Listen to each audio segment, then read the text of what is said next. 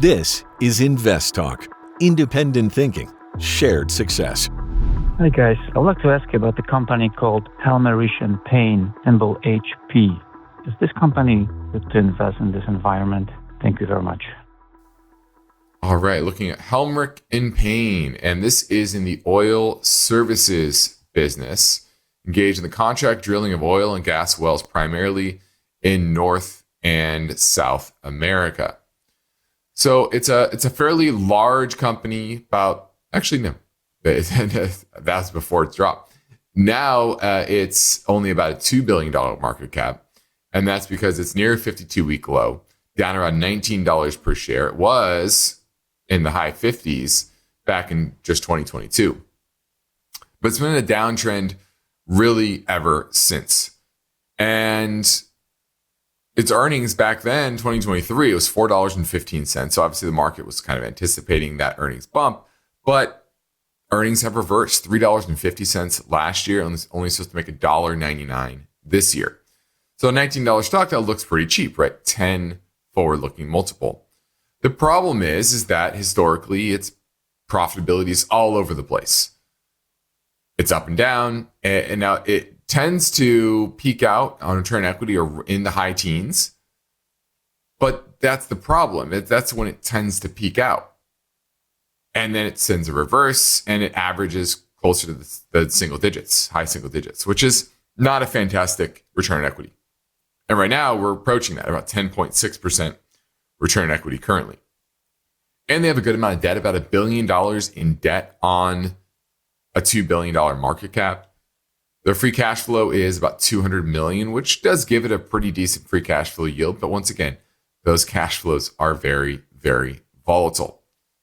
So I worry a lot about that. It's also in the oil service sector, which has been one of the worst sectors overall.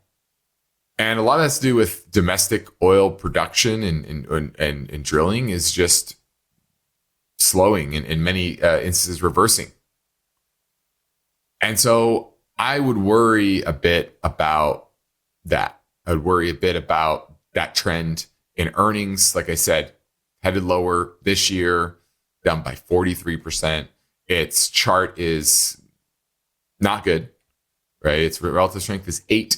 Whenever you have a relative strength in the single digits, that's pretty bad. So, it's a name that, of the oil service names, I don't hate it. I just don't like the space right now. I don't like the trends you're seeing in the stock, and I don't love it from a long-term profitability perspective. So I'm passing on HP, Helmerich & Payne. Let's go talk to Jordan down here next to me in Dana Point, looking at Synchrony Financial, SYF. Hey, Justin. I own it. Looks like it had a pretty good run today. I'm wondering if I should sell or hang on to it. Well, a lot does depend on the trends with the consumer, because Synchrony is directly linked with the health of the consumer. Right? They typically partner. They help with private label credit cards.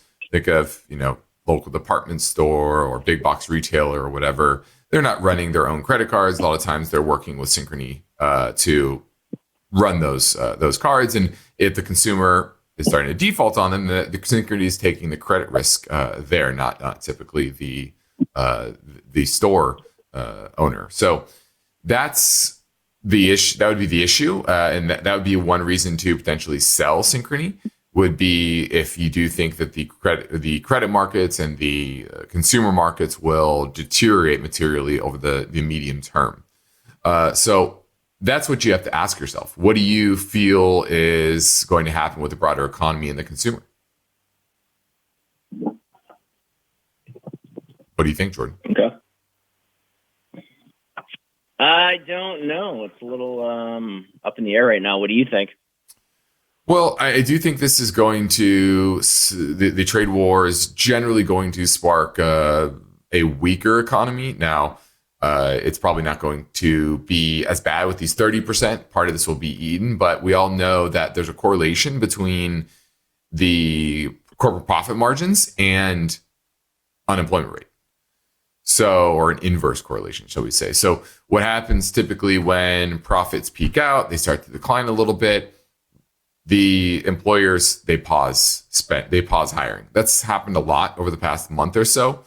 A lot of uncertainty. There's been a lot of just corporate hiring freezes. Then the next phase, once profits don't recover, is to lay off workers that they feel like they don't need, to try to improve profitability when the top line is not growing and the economy is weakening. That's typically the next step.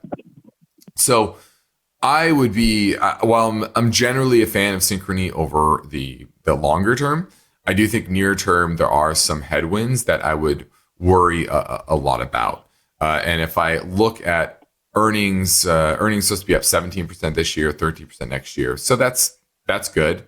But analysts are upgrading estimates so far. That is positive. But last quarter, revenues were down 17%. Okay.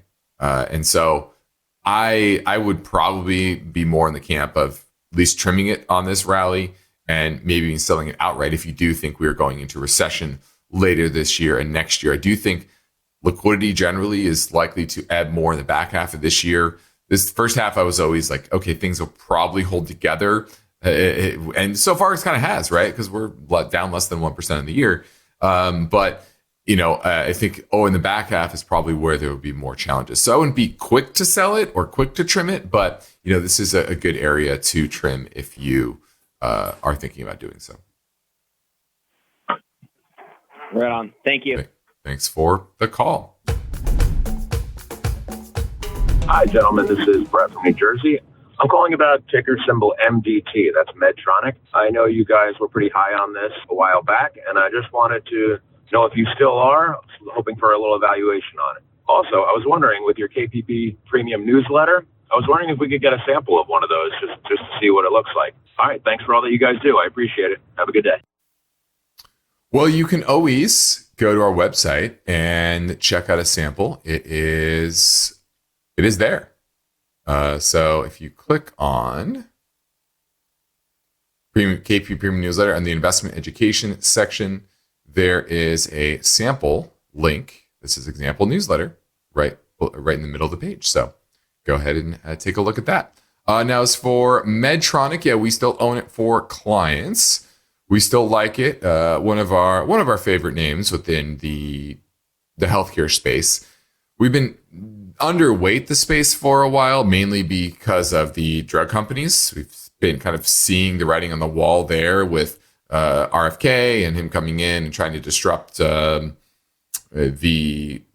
medical industry, especially the drug companies, who he sees as not the best solution for the health problems of the country. More trying to push towards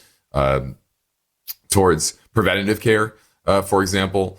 And clearly, this news today is one example of that. And the new Stanford professor that is the head of the FDA, and likely to change the way drug approvals will be going forward. All of that just means the pharmaceutical side of the healthcare space is likely to struggle for some time. Now, we've always said the device companies, they're kind of in a different realm, right? Because there's not much preventative that can go towards solving a hip replacement or a knee replacement or a valve replacement in your heart and a stent, for example, if you have a heart attack. So largely I think these medical device companies are going to come out of this in pretty good shape. Overall, though, Medtronic, it's a very profitable name, about $5.5 billion in free cash flow, trailing 12 months on about $110 billion market cap. So about a 5% free cash flow yield, which is pretty solid. Nice dividend yield, about 3.25%. And just nicely profitable in buying back shares consistently with that cash flow, which we like. Not a lot of debt, only about $15 billion in net debt. On a company that large is really not much. Earnings for this year is supposed to be up about 5% to $5.46. So not a fast grower, but consistent, especially with an aging, baby boomer population. We think there's some secular tailwinds to their products. And what they do is they make pacemakers, defibrillators, heart valves, stents, insulin pumps, etc. So like I said, this is right in the heart of the medical device field, and it's one of the largest in the world, being $110 billion market cap. So if you're looking for more exposure to healthcare space, which, there are a lot of landmines in that space, we think this is a solid company. Not super exciting, not a huge grower, but just a very strong, consistent business, paying a nice, solid dividend. So we still like Medtronic's MDT. Now, from time to time, we also receive InvestTalk questions from the YouTube comment section of our InvestTalk channel. And here's one that came in earlier. Ugar says, hello, is it a good idea to hold this stock ASML for a long-term investment? Let's pull up ASML. This is one of those large chip equipment manufacturing businesses. About $300 billion market cap. They're out of the Netherlands.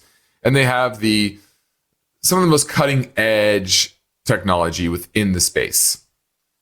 And they make lithograph systems that are made to print and produce the semiconductors.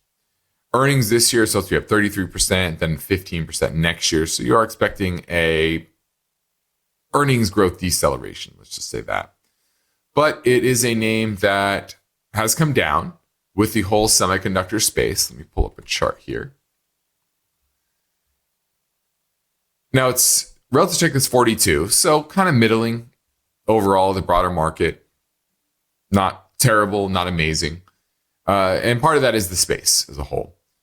Now there are some tailwinds of trying to reshore manufacturing of chips here, but there are also some risks to with the tariff regime that the demand for chips, which has been waning, will continue.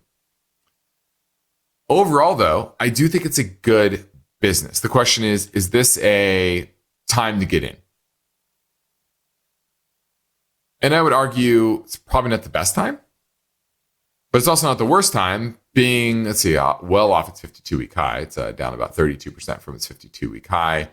And its ultimate high was up around $1,100 per share. Is that where we were? Trying to find the all-time high. Yeah, around $1,100 per share. Now we're at $750. Okay. So it's starting to improve, like the whole space. I like the profitability. The worry is, once again, the slowdown in the business overall, the valuation that it's trading at, which is not cheap still, even after the drop. But it's very profitable, 53% return on equity. And so is it a good long-term hold? Yes, I would say it's a good long-term hold. The question is, will there be another leg down in the broader economy and the demand for physical products, and thus deployment of new chip capacity, which was really built up over the last couple of years? That's why the earnings went from $6.90 in 2019 to $21.95 in 2023. Dipped down in 1992 last year, and then supposed to be all-time high, like I said, $26.52 this year. So good business, but there's still some risk here with the global economy slowing. The question is, how much will it really slow? Now let's touch a bit on the trade war and where we're at. What's the reality on the ground? We know the headlines, right? Bringing down tariffs to 30%, bringing down our Chinese tariffs on our goods to 10%. And this is a 90-day pause and gives some breathing room for a negotiated deal. And the market obviously liked that. The problem with this, as well as the UK deal, is that they're not binding. And so there's a lot still up in the air. You have the headline numbers, but these trade deals, there's a lot of devils in the details. And so it's hard to work out exactly what has been agreed to, because when it's not binding, there's not much that really you can hang your hat on, because things can move, right? And that's the challenge with this.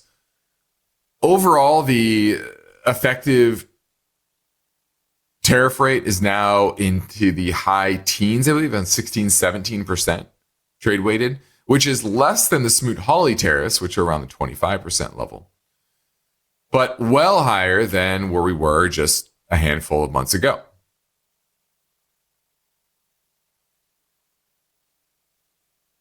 Now, the China's U.S. non-reciprocal tariffs, the fentanyl tariffs, are still high. Like I said, 30% there. And it gives China a reason to come back to the table and agree to more liberalization, more maybe buying of U.S. goods, and reforming their system, right? Protecting IP, for example. That's one big kind of sticking point, I think, for the United States. And, it's probably where, if you're talking about abuses, China is the most abusive, right? Is completely ignoring our IP and allowing for knockoffs, things like that. But even though there's this temporary pause, we're kind of back to where we were in Trump's first presidency, which is China supposedly liberalizing and being more fair, but in reality, not really doing much. That's what happened under the first deal. Remember, we had a deal with China before, under Trump 1.0. They talked about buying a bunch of U.S. soybeans and other products. Guess what? Didn't happen.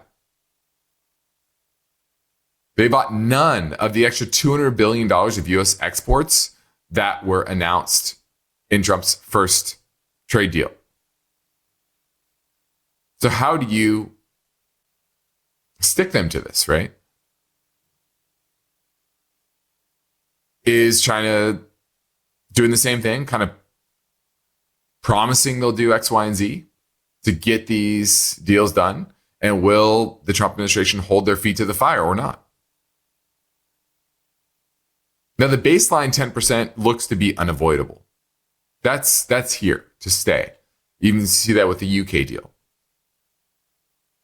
If you go look at the UK deal, the tariffs are still considerably higher than where they were just a few months ago on both sides, on our goods that ship to the UK and vice versa. So I think what you see here, and this happened in 2018, you had all these tariffs. And if you remember 2018, as the Christmas time, 2018, the market was really rough. 2018 was a rough year for markets. Not terrible. We didn't slide into a recession or anything like that, but it was a lot of malaise.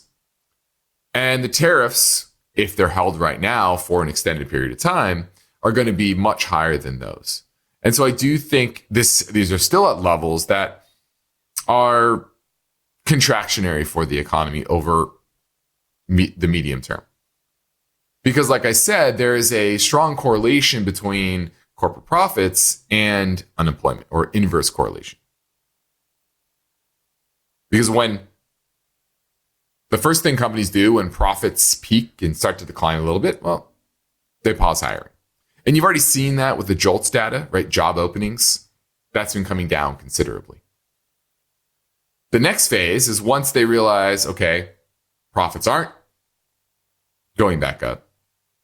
What are the ways that we can improve our margins and get back to a semblance of previous profitability?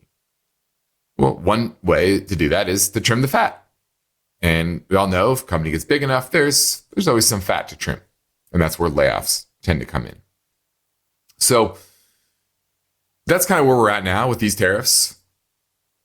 Better, but still high enough to where it's shrinking margins, shrinking profitability. And ultimately, that will feed into markets, feed into the harder data. Now let's play another fresh question from 88899 chart. And this comes from an InvestTalk listener in Denmark.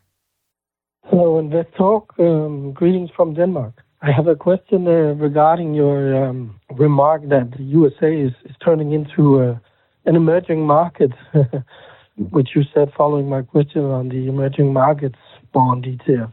I was wondering if you could expand on that, since it means a lot when I think about investing in American assets.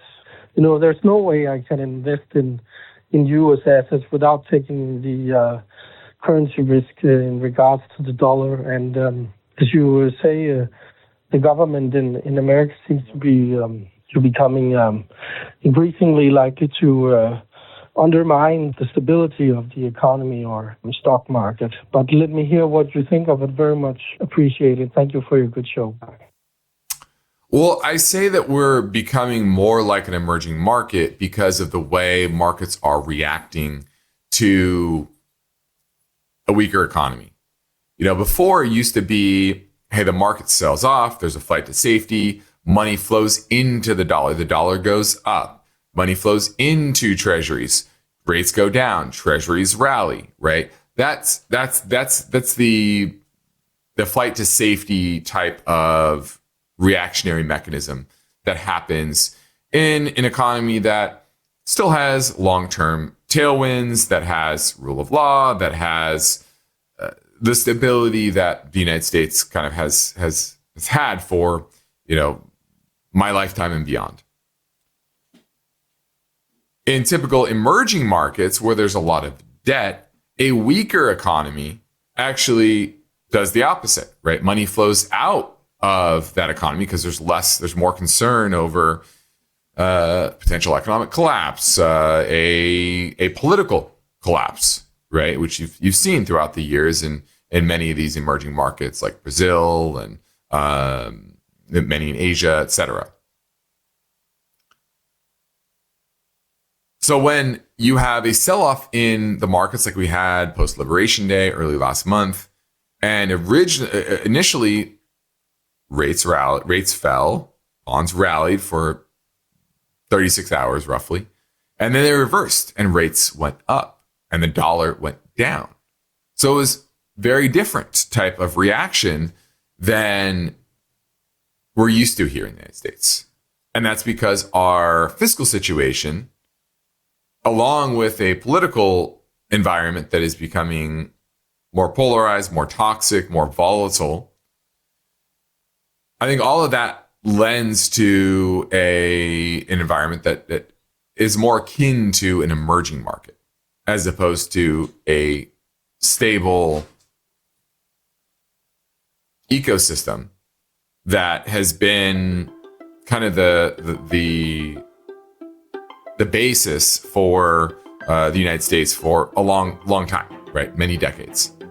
And so that's how it's shifting into more of an emerging market economy. My name is Evelyn, calling from KDOW.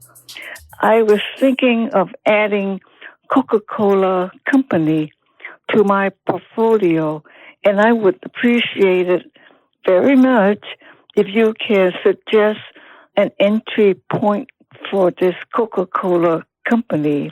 And I'd be listening. Okay, thank you. Bye.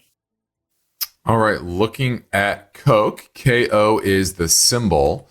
And if you look at profitability, its earnings are expected to go up 3% this year, but that's some pretty meager growth, especially when you're trading in the mid-20s. Multiple price to sales ratio is at 6.4, which is on the high end of its range over the past 10 years or so. So I don't love that. And then if you add on top of that, the profitability has certainly come down a bit. So I'm not a big fan of that. Cash flow has reversed recently.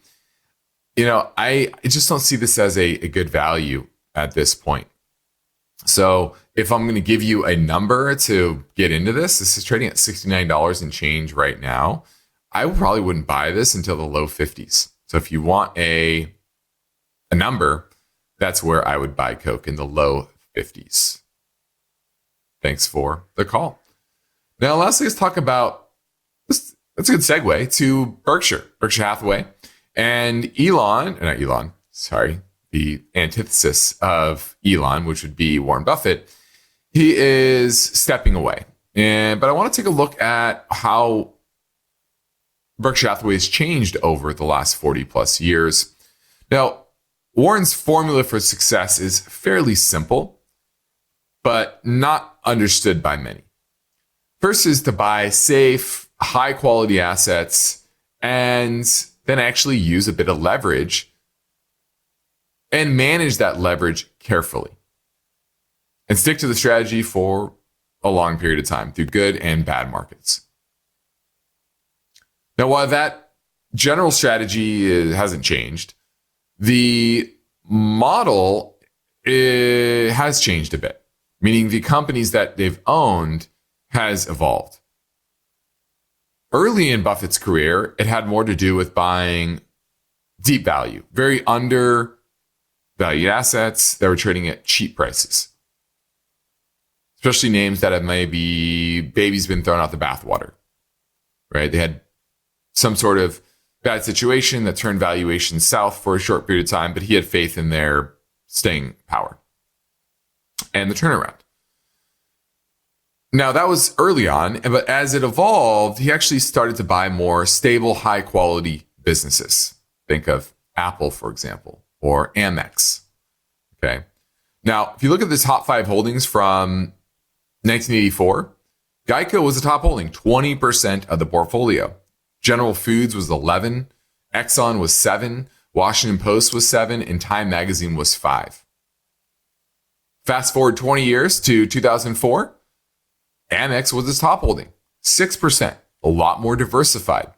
Coca-Cola at 6%, Gillette 3%, Wells Fargo 2%, and Moody's 1%.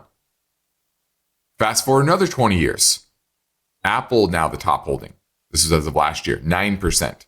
Amex still at 6%, kind of static from 2004. B of A, Bank of America, 4%. Coca-Cola went from 6 to 4% of the portfolio, and Chevron at 2%. So what you can see is 40 years ago, he was focused on different types of businesses. Insurance mainly, even though Geico is still a very important part of the business. You no longer have any of the publishers.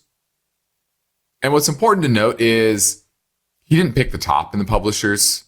Okay, so don't think that he has perfect timing either.